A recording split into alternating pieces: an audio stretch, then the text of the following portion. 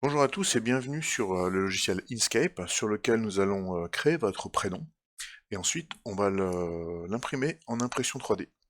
Alors tout d'abord, on va ici redécouvrir le logiciel Inkscape, on a déjà fait quelques formes ensemble. Donc on va commencer aujourd'hui par faire un rectangle. Un rectangle, vous savez, ici, vous allez prendre un rectangle et vous allez ici en réaliser. Ce rectangle fera 50 par 15. On va zoomer en appuyant sur notre touche CTRL. En appuyant sur la molette du milieu de la souris, on va pouvoir recentrer notre bloc et on va dedans faire notre texte. Alors admettons, je vais prendre ici un texte, je vais cliquer d'ici jusque là et dedans je vais marquer par exemple un prénom Yennefer. Ce prénom, vous avez vu, il est sur une certaine police de caractères. Moi je vais choisir une police, par exemple comme celle-ci, hop, pour avoir une police qui me plaît.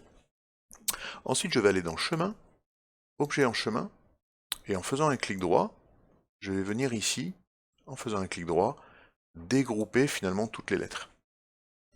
Ces lettres, je vais pouvoir les sélectionner, les descendre, ici, et je vais pouvoir augmenter. Alors, un petit rappel, pour augmenter, vous appuyez sur la touche CTRL, ça vous permet d'augmenter, de garder euh, l'échelle de vos caractères. Si vous relâchez, vous avez juste une façon d'augmenter et de diminuer, cette fois-ci sans garder cette échelle.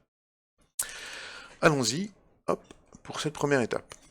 Le but, ça va être de pouvoir coller vos lettres directement au bas de votre cadre. Le cadre, ensuite, on l'enlèvera.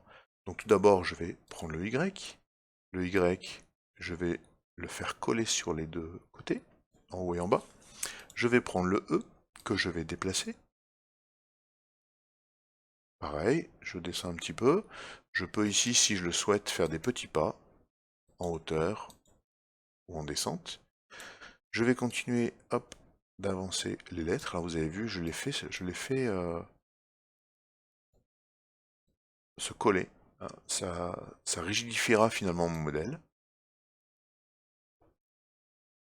Ok.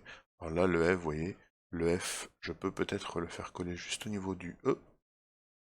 Je me sers de l'ascenseur ici pour pouvoir décaler ici et là. Voilà pour cette première partie. J'ai créé mon prénom. Pareil, je peux, si je le souhaite, sélectionner l'ensemble, appuyer sur CTRL et légèrement redimensionner mon prénom.